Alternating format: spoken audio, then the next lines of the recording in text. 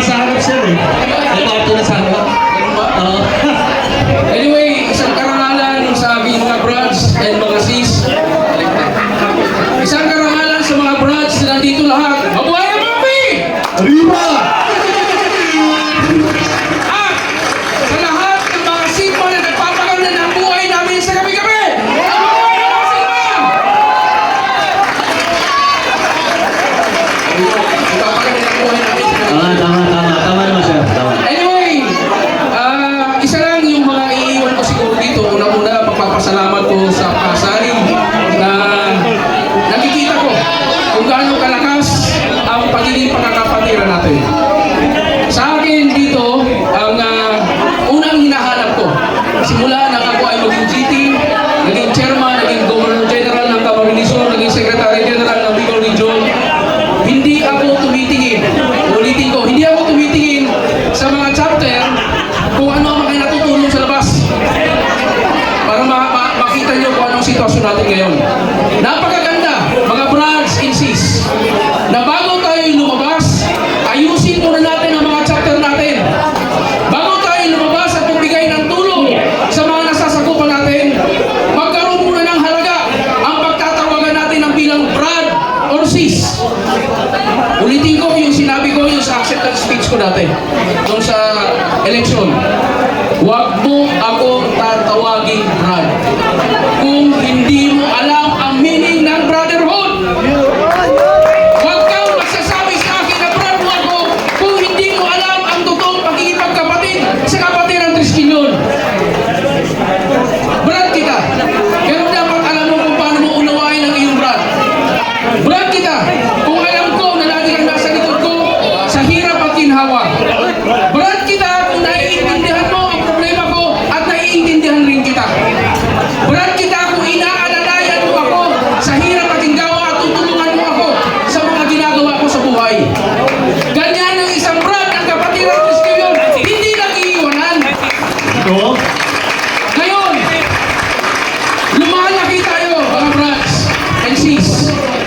Hindi naman siguro kayo makakagawa ng mga proyekto o programa kung mahina ang inyong samahan.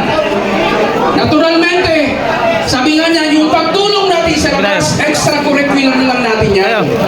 Huwag tayong makipagplastikan sa labas. Mas magandang bibigay tayo ng tulong sa labas, pero unahin muna natin ang loob ng chapter natin. Unahin natin ang loob ng chapter natin. Ang programa ng bagong namumuno ng National Council ngayon ay lalong palakasin ang mga chapter. Doon tayo magsisimula, mga brads, GTs, saan si mga GTs dito, nandito, yung mga officers, magsisimula tayo ulit sa orientasyon ng ating kapatiran. Orientasyon muna tayo lahat. Saka na muna yung pagpaparami. Marami na tayo. Dito ka, tingnan mo, punong-puno na tayo.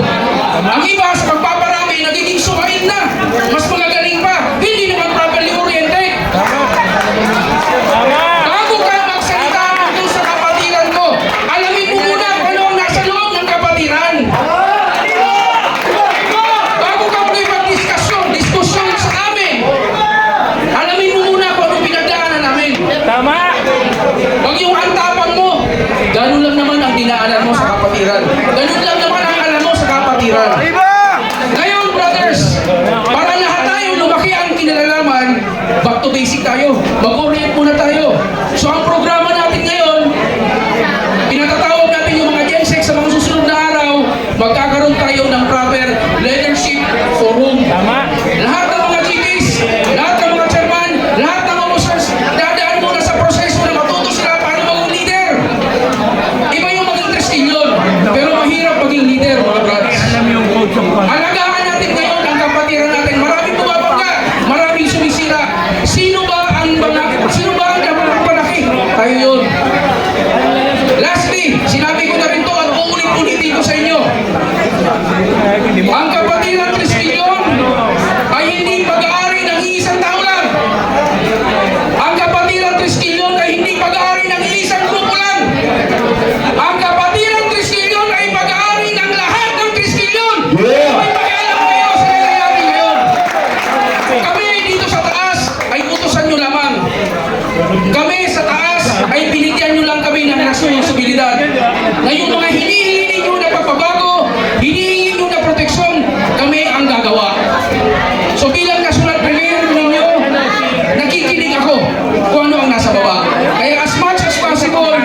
hindi ko